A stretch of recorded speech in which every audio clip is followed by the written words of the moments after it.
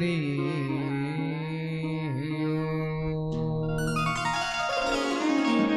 श्री गणेशाय नमः। श्री सरस्वत्यै नमः। श्रीमते रामानुजाय नमः। श्री राधा कृष्णाभ्यां नमः। नारायणं नमस्कृत्य नरं चैव नरोत्तमं देवीं सरस्वतीं व्यासं ततो जयमुदीरये। लक्ष्मीनाथ समारंभा नाथयामुनिमध्यमा अस्मदाचार्यपर्यन्ता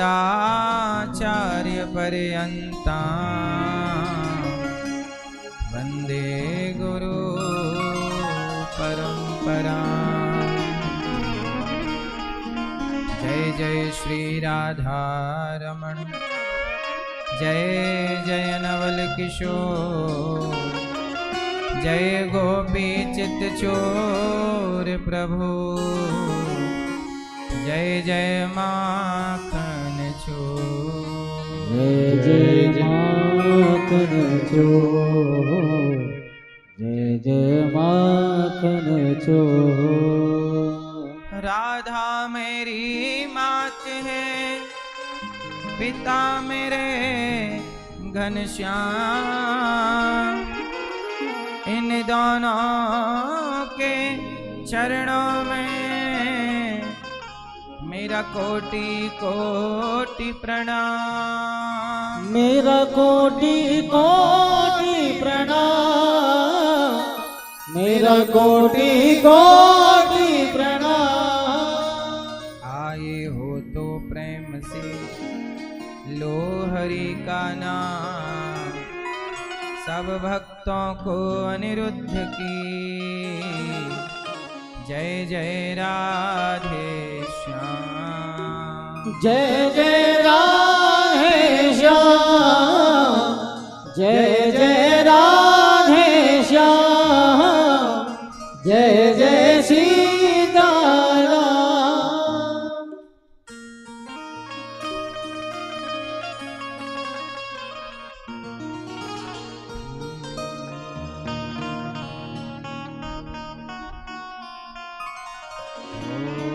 वृंदावन प्यारो वृंदावन, वृंदावन प्यारो वृंदावन, वृंदावन प्यारो वृंदावन, वृंदावन प्यारो वृंदावन। श्यामा हृदय कमल सो प्रगट्यो, श्यामा हृदय कमल सो प्रगट्यो, श्याम हृदय को भाय वृंदावन प्यारो वृंदावन, वृंदावन प्यारो वृंदावन।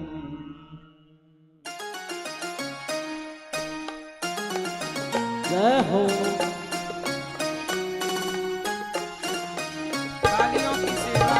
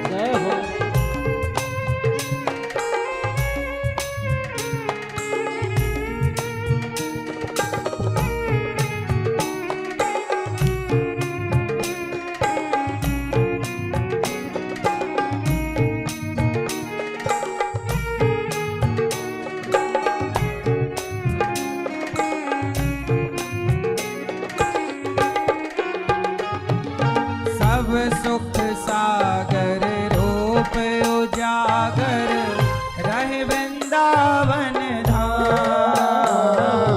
सब सुख सागर रूप उजागर रहे वृंदावन धाम। सब सुख सागर रूप उजागर रहे वृंदावन धाम। सब सुख सागर रूप उजागर रहे वृंदावन धाम। रूप गोस्वामी प्रकट कियो जहाँ। रूप गोस्वामी प्रकट कियो जहाँ। रूप गोस्वामी प्रकट कियो जहाँ। रूप गोस्वामी प्रकट कियो जहाँ। गोविंद रूप निधान। हे वृंदावन प्यारा वृंदावन, हे वृंदावन मेरा वृंदावन, हो वृंदावन प्यारा वृंदावन, हे वृंदावन मेरा वृंदावन।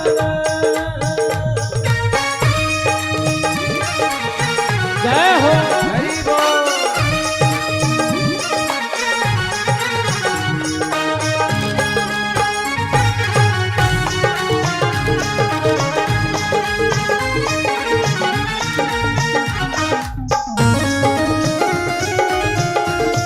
हरि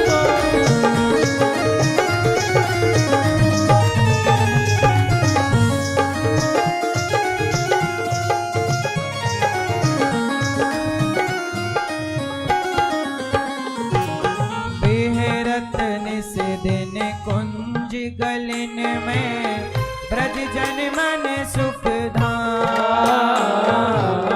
हरत निस दिन कुंज गलिन में ब्रज जन मन सुख धाम। ओ बेहरत निस दिन कुंज गलिन में ब्रज जन मन सुख धाम। हरत निस दिन कुंज गलिन में ब्रज जन मन सुख धाम। मदन मोहन को रूप निरख के। मदन मोहन को रूप निरख के। मदन मोहन को रूप निरख के। मदन मोहन को रूप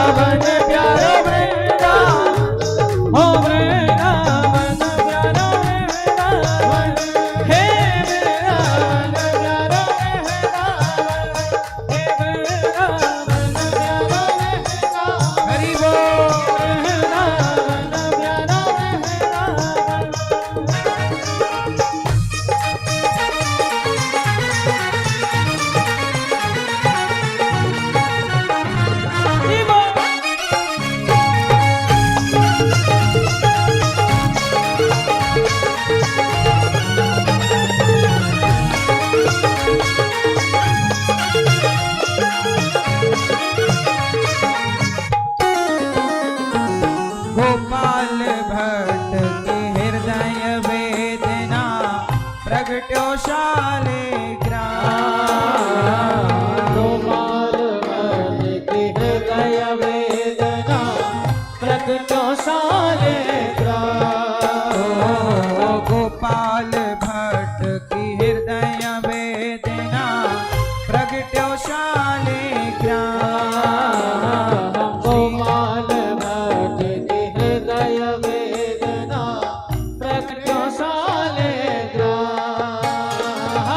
रूप सुधा को खाने हमारो, रूप सुधा को खान हमारो, रूप सुधा को खाने हमारो, रूप सुधा को खान हमारो। श्री राधा रमण जुलाल। वृंदावन मेरा वृंदावन, हे वृंदावन मेरा वृंदावन, हे वृंदावन मेरा वृंदावन, हो वृंदावन मेरा वृंदावन, हे वृंदावन मेरा वृंदावन, हो वृंदावन मेरा वृंदावन, हो वृंदावन मेरा वृंदावन।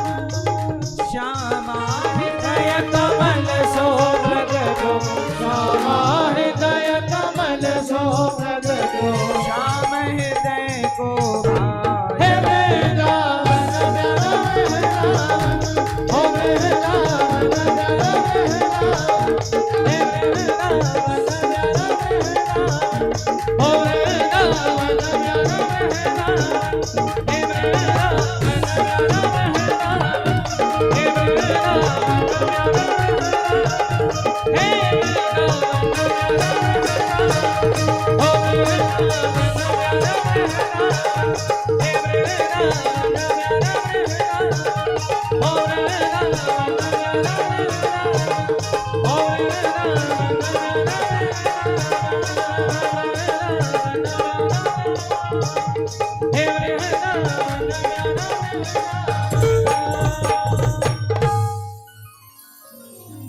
बोली वृंदावन धाम की जय हो, श्री बिहारी जी की जय हो, राधा रमण लाल की जय हो, श्री गौरी गोपाल भगवान की जय हो, यमुना मैया की जय हो।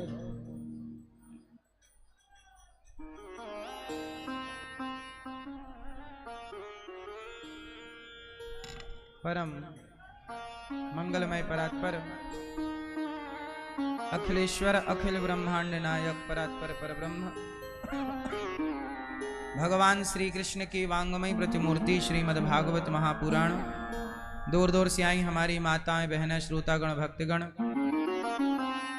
साधना टीवी श्रद्धा टीवी पर यूट्यूब पर कथा का रसपान कर रहे सभी भक्तजनों को जय श्रीमन नारायण, जय श्री कृष्णा, राधे राधे, जय गौरी गोपाल। कैसे हैं आप लोग? सदा आप अच्छे रहें, सदा आप पर भगवान की कृपा बनी रहे, यही मंगल कामना आप सबके लिए। कथा की पावन गंगा, हम सब कथा की गंगा में डुबकी लगा रहे हैं और अपने जीवन को भागवत सुन करके कृतार्थ कर रहे हैं। कथा की पावन गंगा में श्रीमती जागृति हितेश भाई पटेल जी, बड़े प्रेम से आप श्रीमती मैया जी, जागृति मैया और श्री हितेश भाई जी कथा की गंगा में डुबकी लगाने के लिए आप न्यू जर्सी अमेरिका से आए हैं। एक बार तालियां बजा करके श्रीमती जागृति हितेश भाई पटेल जी का स्वागत सम्मान करें। आपके पुत्र सहज जी और पुत्री सजनी जी, आप भी कथा में आई हैं। मैया ने बताया कि बेटी आ नहीं पाएगी, पर भगवान की कृपा हुई कि आ गई। समस्त पटेल परिवार गुजरात से आप आए हैं और प्रेम से कथा की गंगा में डुबकी लगाकर अपने जीवन को कृतार्थ कर रहे हैं।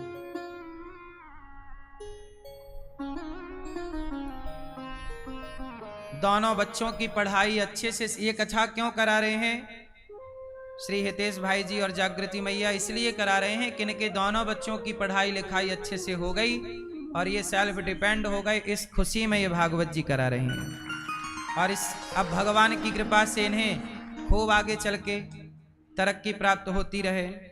पहले हमारी मैया जी ने कथा का आयोजन कराया था अमेरिका से आकर के, और प्रेम से कथा की गंगा में आपके द्वारा आप सब डुबकी लगाए, और आज प्रेम से हम सब कथा की गंगा में डुबकी लगा रहे हैं।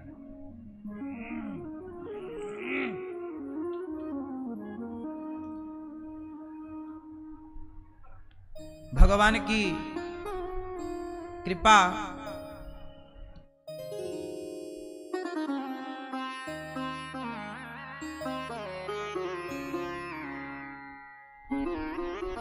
साथ में यहाँ भागवत जी के पोथी पाठ बैठे हैं और पोथी पाठ का आयोजन आप सभी यजमान परिवार कर रहे हैं। यहाँ दूर दूर से भक्तजन कथा का रसपान करने आए हैं, पोथी पाठ बैठे हैं और आप सब कथा की गंगा में डुबकी लगाने आए हैं। जो भागवत सुनता है तो भगवान कहते हैं तुम हमारी कथा सुनते हो तो हम तुम्हें चुनते हैं। भगवान की कथा जो सुनता है भगवान उसकी व्यथा को सुन लेते हैं। तो हमारे भैया श्री हितेश जी और मैया श्रीमती जागृति देवी, आप बड़े प्रेम से कथा का रसपान करने आई हैं। और मैया ने बताया कि इन्होंने जगन्नाथ जी का भी दर्शन किया। 25 तारीख को ही अमेरिका से आप आ गए थे और भागवत शुरू होने से पहले इन्होंने तिरुपति बालाजी का दर्शन किया, जगन्नाथ जी का दर्शन किया, बरसाने जाके श्री राधा रानी का दर्शन किया, और सबका दर्शन करने के बाद, बिहारी जी का दर्शन करने के बाद अब कथा का दर्शन करने के लिए 7 दिन की कथा हम सबको समय निकालकर जरूर सुननी चाहिए। हम सभी सनातनियों को क्या करना चाहिए? समय निकाल के कथा सुननी चाहिए। आज लोगों की ये मानसिकता बन गई है कि कथा क्यों सुनना है, तो समय वेस्ट होगा, समय बर्बाद होगा। नहीं, 7 दिन की कथा से आप वो सीख पाएंगे जो आप बड़ी बड़ी यूनिवर्सिटियों में ना सीख पाए। हम सनातनी हैं, हम सनातनियों को अपने धर्म के बारे में ज्ञान होना चाहिए। हमारे भारत के लोग अमेरिका में रहते हैं, लंदन में रहते हैं, कुछ लोग अफ्रीका में रहते हैं, कुछ लोग जापान में रहते हैं, ऑस्ट्रेलिया में रहते हैं। इतने देशों में भारत के लोग रहते हैं, पर फिर भी वो लोग वहां रहकर भी अपने धर्म को जान रहे हैं, पहचान रहे हैं, हर त्योहार मनाते हैं।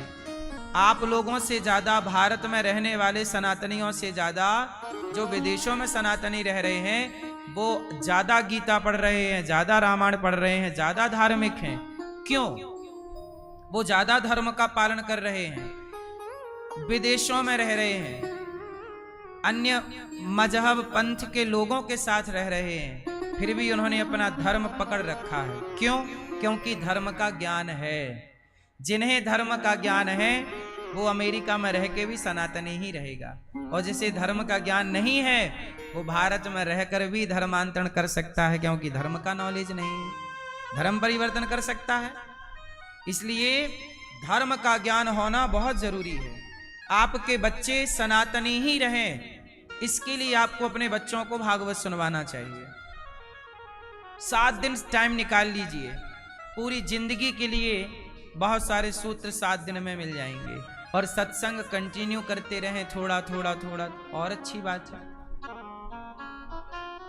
हम सनातनी अपने धर्म को लेकर के मजबूत बने। हम धर्म को लेके ना थोड़ा लापरवाह हो जाते हैं।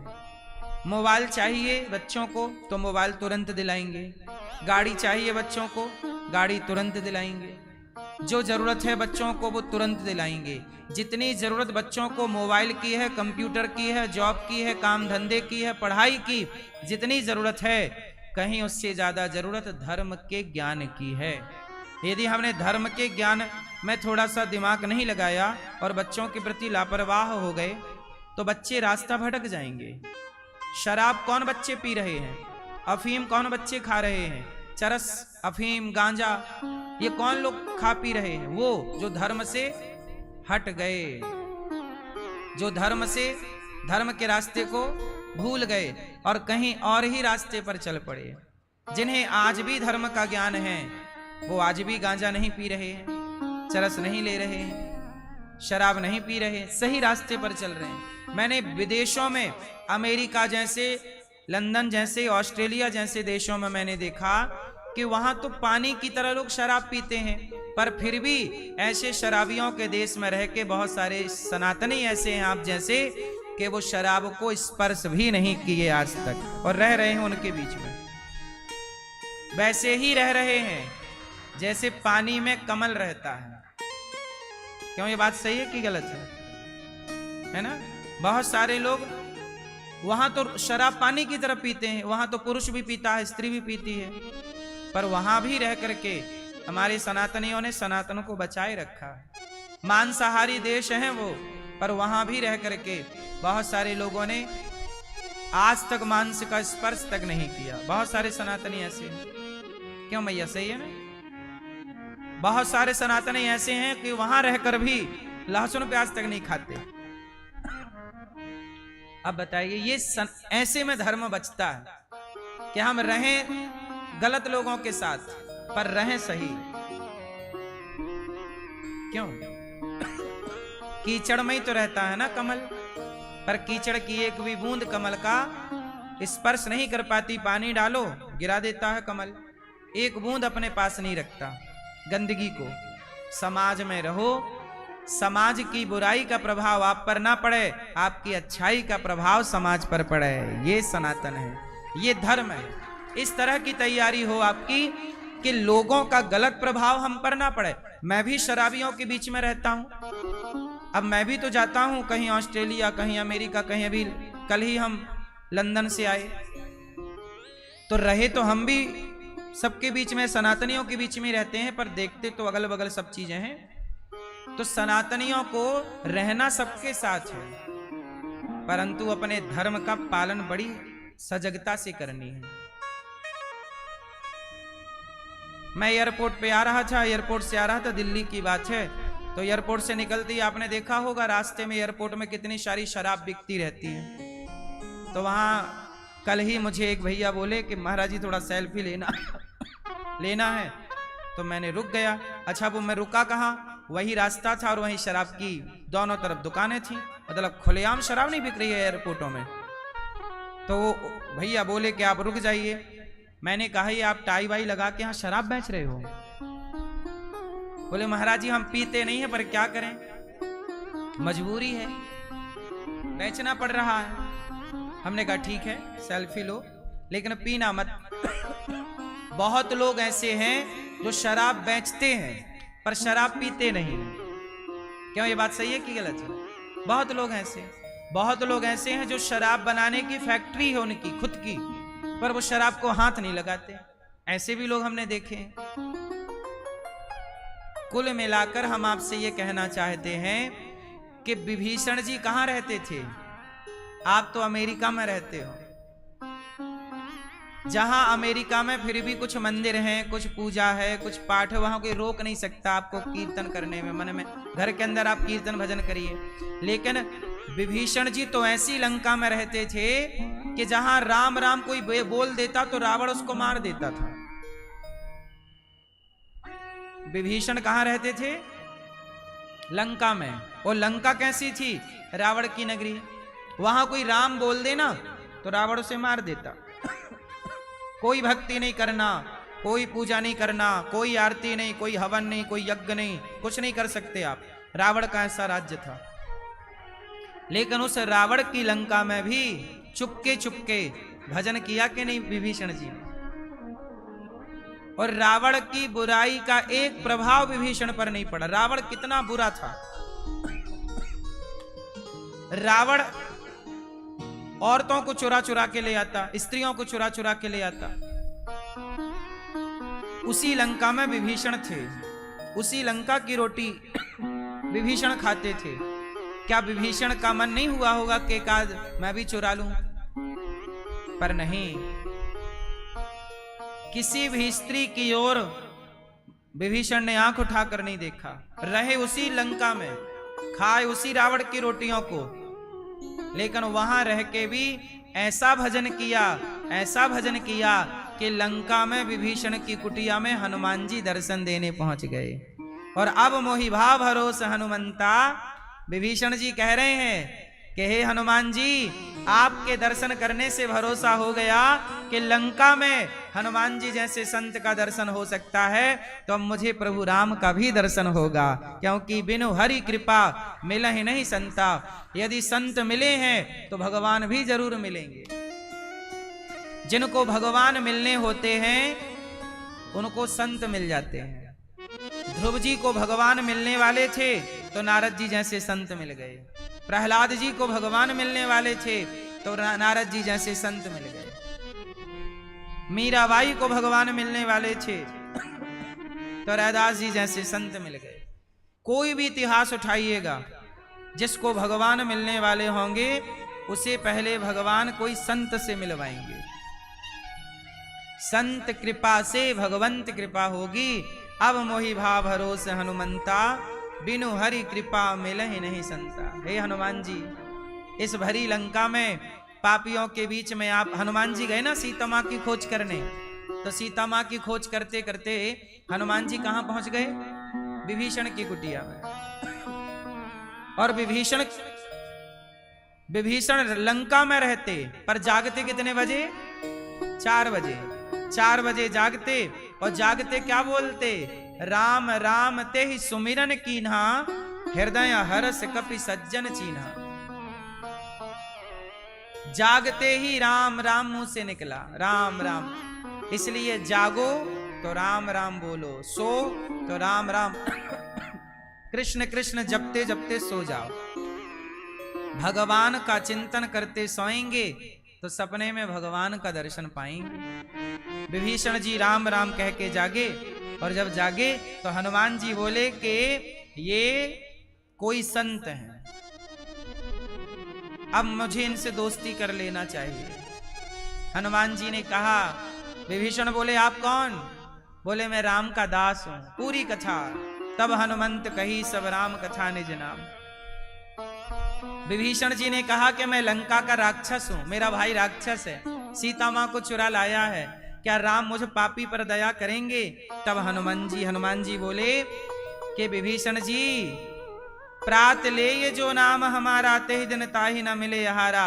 असमय अधम सखा सुनु, मोहु पर रघुवीर, कीन्ही कृपा सुमिरी गुण, भरे विलोचन नीर।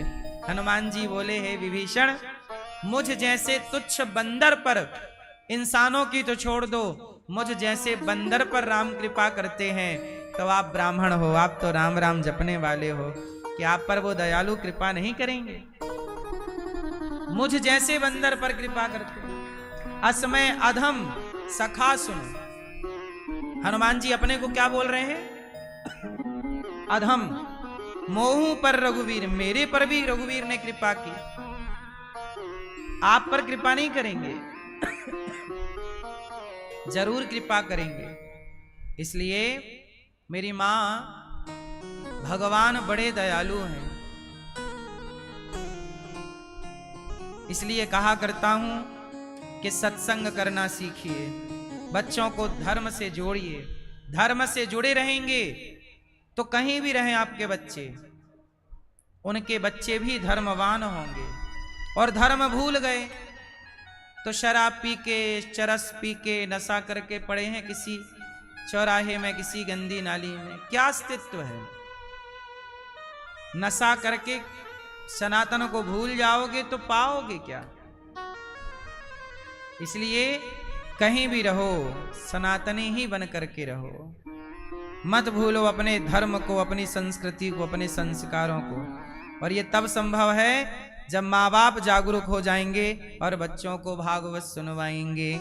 सच्चिदानंद रूपाय विश्वोत्पत्त्यादि हेतवे तापत्रय विनाशाय श्री कृष्णाय वयं नमः। सच्चिदानंद रूपाय विश्वोत्पत्त्यादि हेतवे। एक बार बोलो सभी लोग, बोलो सच्चिदानंद। सच्चिदानंद रूपाय विश्वोत्पत्त्यादि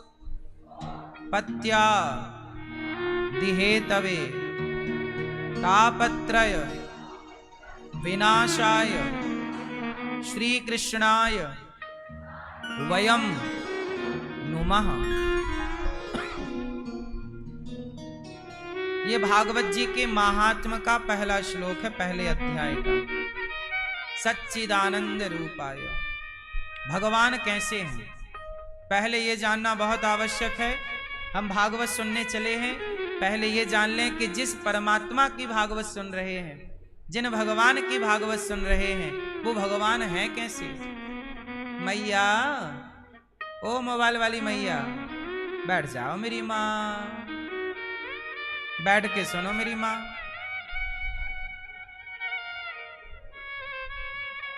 मैया, आवाज आ रही है? भगवान कैसे हैं? मैया बताओ भगवान कैसे हैं? कैसे हैं मेरी माँ? कैसे हैं भगवान? भगवान का स्वभाव कैसा है? भगवान का स्वभाव बहुत दयालु है, दयावान है। शबरी के जूठे बेर खाते हैं, विदुरानी के छिलके खाते हैं, सुदामा के कच्चे चिवड़ा खाते हैं, चावल। और भक्तों के भाव से जो भक्त खवा दें प्रेम से, वो ग्रहण करते हैं। तो भगवान का स्वभाव कैसा है? सबको मिल जाते हैं। हाथी को मिल गए, गजेंद्र को, शबरी को मिल गए, विभीषण को मिल गए, सुग्रीव को मिल गए, केवट को मिल गए। अरे पक्षी था जटायु, जटायु जी को मिल गए। भगवान इंसानों को ही नहीं, बंदर को, पशु को, पक्षी को भी सुलभ हैं। ऐसे भगवान दीन दयाल है। कैसा है स्वभाव भगवान का? दयालु है, बहुत दयालु है।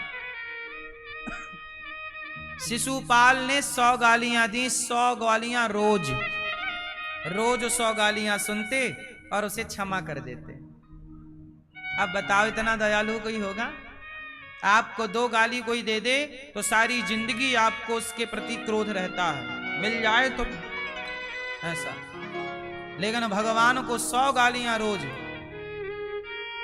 पर भगवान के अंदर तनिक भी क्रोध नहीं। ऐसा स्वभाव क्यों? सही है, भूल जाते हैं। और वो 100 गालियां पार किया, एक दिन 101वीं गाली हुई तो भगवान ने सुदर्शन निकाला, सिर काटा।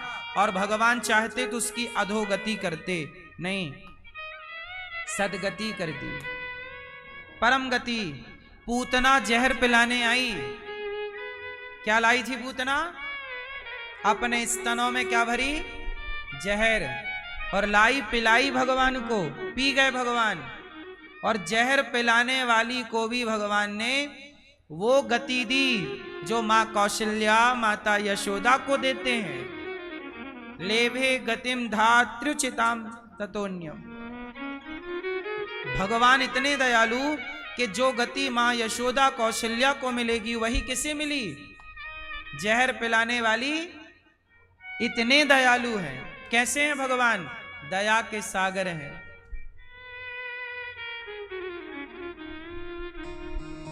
इसलिए तो कहते हैं ना, हाँ तू प्रेम का सागर है।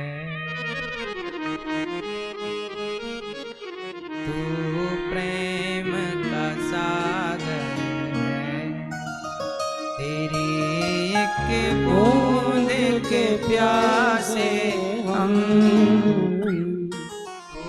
प्रेम का सागर सागर है। ये भगवान प्रेम के सागर हैं, करुणा के सागर। कैसे हैं भगवान? बड़े दयावान। ये तो स्वभाव। अब स्वरूप कैसा है? भगवान कैसे हैं? अति सुंदर। स्वभाव कैसा है? पूतना पर दया करने वाला स्वभाव है। ये स्वभाव है। जैसे आपका स्वभाव अलग है और आपका स्वरूप अलग है। जो सुंदर दिखता हो जरूरी नहीं कि उसका स्वभाव सुंदर होगा। क्यों मेरी मां? सुंदर दिखने वाले का स्वभाव भी सुंदर होगा, क्या ये जरूरी है? बहुत लोग होते हैं जो सुंदर दिखते हैं पर स्वभाव इतना ही उनका घनघोर होता है। पर भगवान बहुत सुंदर हैं। नाम है श्याम सुंदर। क्या नाम है भगवान का? भगवान कैसे हैं? बहुत सुंदर हैं। आंखें बड़ी सुंदर हैं, बड़ी बड़ी आंखें, कजरारी सी। गाय के बच्चे को आपने देखा कि नहीं? बछड़ा बछिया को? बोलो हाँ। गाय के बछड़े को देखा? उसकी आंखें देखी कैसी होती है? गाय के, आपका बच्चा पैदा होता है ना तो आप उसके आंखों में काजल लगाती हो। अपने बच्चे को क्या लगाती हो? काजल। पर गाय के बच्चे को गाय काजल लगा नहीं सकती, इसलिए भगवान उसे काजल लगा के ही भेजते हैं। कभी ध्यान से देखना, उस बच्चे की काजल लगी रहती है, क्योंकि गाय लगा नहीं सकती ना। बोलो हाँ कि ना? कभी देखा कि नहीं? गौर से देखा? नहीं देखा तो गौरी गोपाल गौशाला सामने है। आज एक बच्चे को गोद में लेके देख लेना। बच्चे को गोद में लेना, बछड़ा को बछिया को, और आप उसकी आंखों को देखना। क्या गजब बनाया है ईश्वर। सोचिए, चिड़िया की आंख कितनी सुंदर होती है, पशु पक्षियों की आंख कितनी सुंदर, गैया बछिया की आंख कितनी सुंदर, आपकी आंख कितनी सुंदर। तो जो सबकी आंखें इतनी सुंदर बनाता है, उसकी खुद की आंखें कितनी सुंदर होंगी। बड़ी सुंदर सी आंखें, कजरारी सी बड़ी बड़ी आंखें। भगवान के बाल कैसे हैं? भगवान के बाल बहुत सुंदर हैं, घुंघराले से बाल। भगवान की सुंदर सी अलकें हैं, बड़ी सुंदर घुंघराले घुंघराले बाल। मैया यशोदा तो कन्हैया के बालों का जूड़ा बना देती है, फिर भी बाल यहाँ किनारे से घुंघराले से रहते हैं। ऐसे सुंदर उनके बाल। भगवान की आंखें कितनी सुंदर, आंखों की पलकें बड़ी सुंदर हैं। भगवान के कान बड़े सुंदर, भगवान की नाक बड़ी सुंदर है, भगवान के होंठ बड़े सुंदर हैं, गुलाबी, बहुत सुंदर है। भगवान मुस्कुराते हैं ना तो लोग उनकी मुस्कान पे मर जाते हैं। हाँ या ना? ताड़का का नाम सुना है? मैया ताड़का को जानती हो? आपके पड़ोस में रहती थी ना? नहीं? नहीं, ऐसे आप बोल रही हो ना, हम जानती, हमें लगा शायद बगल में ही रहती हो। ताड़का, जब राम गए ताड़का को मारने तो ताड़का को कैसे मारा? क्यों मैया? ताड़का को राम जी ने कैसे मारा? बोलो मेरी मां। ताड़का को राम जी ने कैसे मारा? ताड़का के पास गए, बक्सर में रहती थी ताड़का, विश्वामित्र जी का आश्रम वहीं था। राम जी गए तो राम जी ने गुरु जी ने कहा कि ताड़का आ रही है। राम जी सावधान, बाण निकाले, एक ही बाण प्राण हर लीन्हा। भगवान राम सामने जाकर खड़े हो गए और ताड़का ने राम को देखा तो पहली बार ताड़का ने इतना सुंदर रूप देखा था। भगवान राम जैसा सुंदर कौन? सब मोहित हो गए। ताड़का राम जी को देख के ही मर गई। ताड़का राम जी को देख के ही मर गई, इतनी सुंदरता, ताड़का मर गई। सूपनखा भी तो मर नहीं आई थी राम जी के रूप में। बोलो हाँ। रावण की बहन भी मर गई राम जी के सुंदरता पे, नहीं मरी? क्या कहती है? तो सम पुरुष न मोह सम नारी, हम आपसे विवाह करना चाहते हैं। रावण की बहन सूपनखा किस पे मर गई? बोलो। आप लोग नहीं कहते हम तुम पे मरते हैं। हाँ? तो तुम पे मरने से क्या मिलेगा? तुम पे मरोगे तो मर ही जाओगे, पर राम पे मरोगे तो तर जाओगे। तुम पे मरने से क्या मिलना है? सूपनखा सही है, कम से कम राम पे मरती है। सूपनखा किस पे मर गई? हाँ, तो त्रेता में तो मर ना पाई, क्योंकि त्रेता में उसका मन तो था कि मैं राम को पति रूप में पाऊं, लेकिन उस समय संभव नहीं था, मर्यादा पुरुषोत्तम है। तब सूपनखा की बात को पूरा करने के लिए राम अगला जन्म लेते हैं। पता है आपको? सूपनखा अगले जन्म में कुब्जा बनी। आगे हम कुब्जा की कथा सुनाएंगे आपको, तीसरे चौथे पांचवें दिन कुब्जा। किस पे? कुब्जा बनकर आई सूपनखा। अगले बार क्या बनी? त्रेता की सूपनखा। द्वापर युग में क्या बनी? और कुब्जा से राम जी कृष्ण बनकर आए, और कुब्जा को भगवान ने वहां सुंदरी बनाया। कुबड़ निकली थी, उसने चंदन दिया, भगवान ने उसका चंदन लिया, उसके कुरूप को ठीक किया, स्वरूपवान बनाया, और उसको तब स्वीकार किया। अब स्वीकार नहीं कर सकते ना, त्रेता में मर्यादा पुरुषोत्तम है। तो अब चूंकि देखो स्वीकार नहीं कर सकते, आज मर्यादा पुरुषोत्तम है, स्वीकार नहीं कर सकते, पर स्वीकार करना राम का धर्म है। क्यों धर्म है? भाई भक्त यदि भगवान को चाहता है कि आप हमारे गले लगिए, तो क्या भगवान का धर्म नहीं है कि भक्त की इच्छा पूरी करें? बोलो। यदि भक्त कहता है कि आप हमारे पति बनिए, हमें आपको पति रूप में पाना है, मीराबाई ने कहा कि आपको हम पति रूप में चाहती हैं, तो अब बताओ मीरा को पति रूप में मिलेंगे कि नहीं? यदि नहीं मिलेंगे तो भगवान पे आरोप लगेगा कि आप अपने भक्तों की दीक्षा पूरी नहीं करते। और भगवान का काम है कि भक्त की जो कामना है, चाहे आप भाई बनाओ, आपके मन में कामना है कि कृष्ण मेरे भाई बने, तो वो आपके भाई बनेंगे। आपकी कामना है कि कृष्ण मेरे बेटा बने, वो बेटा बनेंगे, उनका धर्म है, बनना पड़ेगा उनको। और आपकी कामना है कि कृष्ण मेरे पति बने, उनको बनना पड़ेगा। आपकी कामना है कि कृष्ण मेरे मित्र बने, बनना पड़ेगा।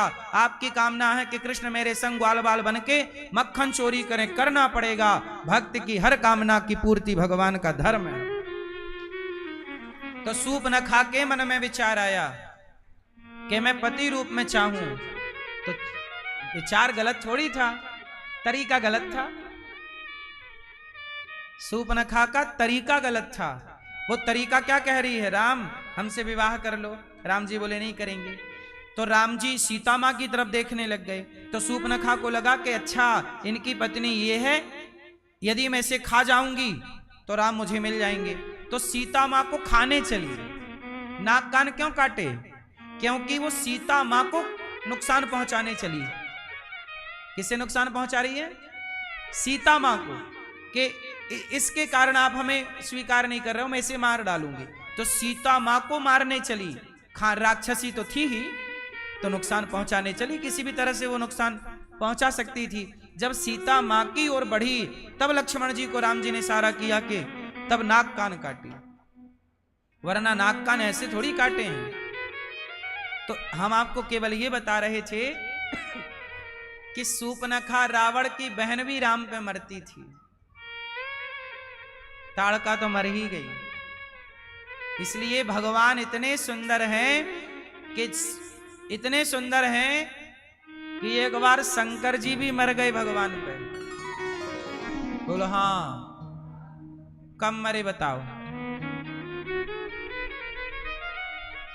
क्यों भैया, शंकर जी कब मरे भगवान पे? एक बार भगवान शंकर ने कहा कि प्रभु, हमने आपके सारे अवतार देखे हैं, हर रूप का दर्शन किया है, राम का, कृष्ण का, नरसिंह का। जब आप नरसिंह बने तो दर्शन किया, वामन बने तो दर्शन किया, राम बने तो दर्शन किया। हे प्रभु, हम आपके हर रूप का दर्शन कर चुके हैं, एक बार अपना जरा मोहिनी अवतार दिखाओ। कौन सा अवतार? कौन सा अवतार? बहुत सुंदर हो आप, एक बार हमें आपका हम मोहिनी अवतार नहीं देख पाए, क्योंकि मोहिनी अवतार तनिक देर के लिए हुआ था। वो राक्षसों को अमृत लेना था, देवताओं से राक्षसों से अमृत लेना था और देवताओं में बांटना था। जरा सी देर के लिए मोहिनी अवतार लिया था भगवान ने, लीला करी और मोहिनी अवतार खत्म। शंकर जी बोले कि वो जरा हम ठीक से नहीं देख पाए, एक बार जरा दर्शन दो। भगवान श्रीमन नारायण बोले कि नहीं नहीं भोलेनाथ, हम आपको मोहिनी अवतार नहीं दिखाएंगे। प्रभु दर्शन कराओ, हम आपके भक्त हैं। अब देखो भगवान फंस जाते हैं। भक्त बोलता है कि हमें ये चाहिए तो भगवान को देना पड़ेगा। बोलो हाँ।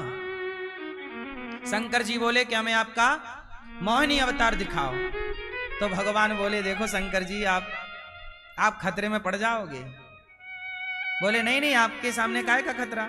ठीक है, भगवान बने मोहिनी, और जब मोहिनी बने तो भगवान श्रीमन नारायण जब मोहिनी अवतार लिए तो शंकर जी मोहिनी अवतार को देखे, मोहिनी वो स्त्री अवतार था। कौन सा अवतार है? स्त्री अवतार। इतनी सुंदर स्त्री बने भगवान, इतनी सुंदर स्त्री बने भगवान कि शंकर जी मोहित हो गए।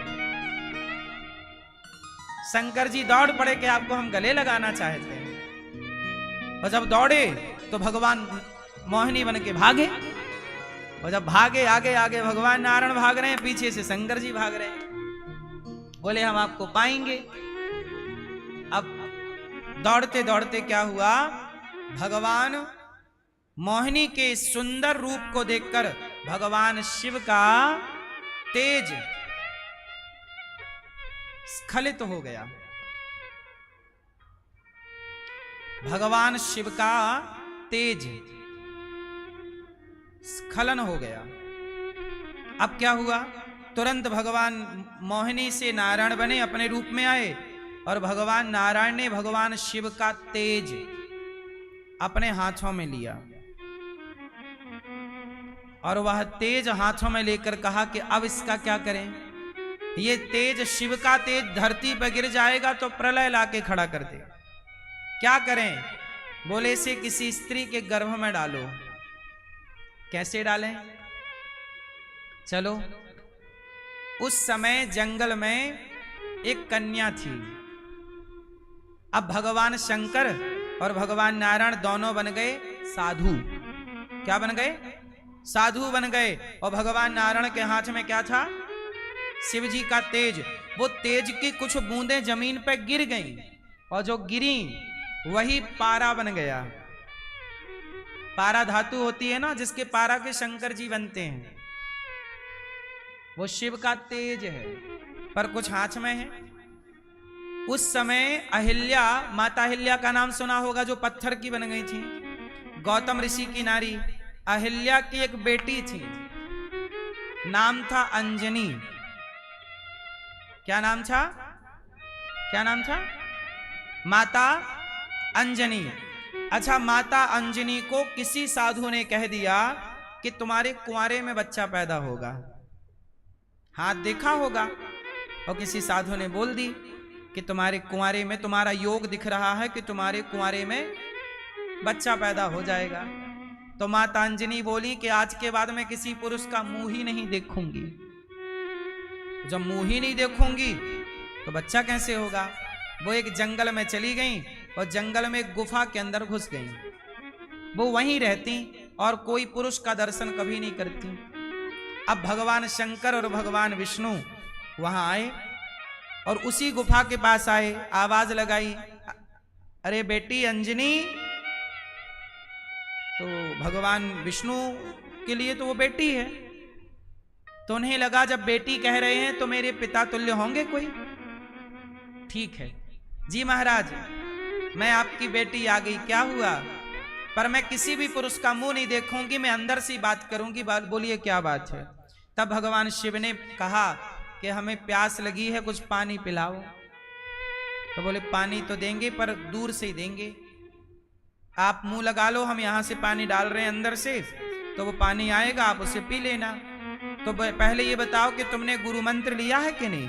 यदि गुरु मंत्र नहीं लिया तो हम तुम्हारे हाथ का पानी नहीं पी सकते। सोचिए, पहले ये भी एक परंपरा थी कि गुरु मंत्र जो नहीं लिया उसके हाथ का पानी नहीं पिया जाता था। ये भी परंपरा एक रही है। इसलिए समय से गुरु मंत्र लेना, गुरु शरण में जाना और गुरु मंत्र का आश्रय लेना, मंत्र का जाप करना, ये चित्त को पवित्र करने की चीजें रही हैं। तो अंजनी माता ने कहा कि ठीक है, आप ही हमें गुरु मंत्र दे दो। तब भगवान विष्णु, भगवान नारायण ने अंजनी जी के कान को कहा कि आप कान दिखाओ, हम कान में मंत्र देंगे। तो जो शिव जी का तेज था वो पवन देव को बुलाया, हे पवन देव आओ, अब आप इस तेज को अंजनी के कान से होता हुआ उसके गर्भ में स्थापित करो। तो पवन देव ने गर्भ में स्थापित किया, भगवान ने मंत्र दिया और मां अंजनी हो गई गर्भवती। फिर कुछ दिनों बाद अंजनी का विवाह हो गया। किनसे हुआ? अब बताएं। शंकर सुवन, पहले बोलो शंकर सुवन, केसरी नंदन। फिर एक चौपाई और है, पवन पुत्र है। अंजनी मां का विवाह हुआ केसरी से। अब देखना, शंकर जी का तेज था तो अंजनी का जो बेटा हुआ, कौन हुआ? चैत्र सुदी पूर्ण मंगल को जन्म इन्होंने पाया है। चैत्र मास की पूर्णिमा को मंगलवार को हनुमान जी प्रकट हुए। बोली हनुमंत लाल जी महाराज की। वो जो अंजनी के गर्भ से प्रकट हुए, कौन? हनुमान जी। अब सुनना, हनुमान जी के पिता की बात कही जाती है ना, शंकर सुवन। शंकर जी का तेज था तो क्या नाम पड़ा? शंकर सुवन। केसरी नंदन, केसरी से विवाह हो गए अंजनी माता का, तो पुत्र हुए हनुमान जी, तो क्या नाम पड़ा? केसरी नंदन। और पवन पुत्र, वह तेज पवन के द्वारा कान से भीतर कहां? गर्भ में स्थापित हुआ, इसलिए वो नाम पड़ा पवन पुत्र। क्या नाम पड़ा? अब कई लोग कंफ्यूज हो जाते हैं कि हनुमान जी पवन के बेटा हैं कि केसरी के बेटा हैं कि शंकर जी के बेटा हैं, क्योंकि तीनों की बात मिल रही है। तो तीनों की बात ऐसी है, ये कथा जानना जरूरी है। यदि ये नहीं जानोगे तो हनुमान जी के प्रति भ्रम हो जाएगा कि कौन पिता है। इसलिए हनुमान जी को क्या बोला जाता है? साक्षात भगवान शंकर ही ये 11वें रुद्र हैं। शंकर जी कौन? हनुमान जी कौन है? हनुमान जी कौन है? साक्षात शंकर ही है। तो शंकर जी, इस तरह से हम आपको केवल ये बता रहे थे कि भगवान पे शंकर जी भी मर गए। ताड़का मरी, सूपनखा मरी। इसलिए हम कहते हैं कि आप भी किसी पे और पे ना मरना, राम जी पे, कृष्ण जी पे, भगवान नारायण पे मरना। इन पे मरोगे तो तर जाओगे, जीवन सफल बना पाओगे। बात समझ में आई कि नहीं? तो भगवान का स्वभाव कैसा है? पूतना जैसी पापनी को तार देते हैं, और रूप कितना सुंदर है कि सबको मोहित कर लेते हैं। ऐसे सुंदर है, इसलिए नाम भगवान से सुंदर कौन होगा। इसलिए मैया, हाँ, कितना सुंदर स्वरूप है ना भगवान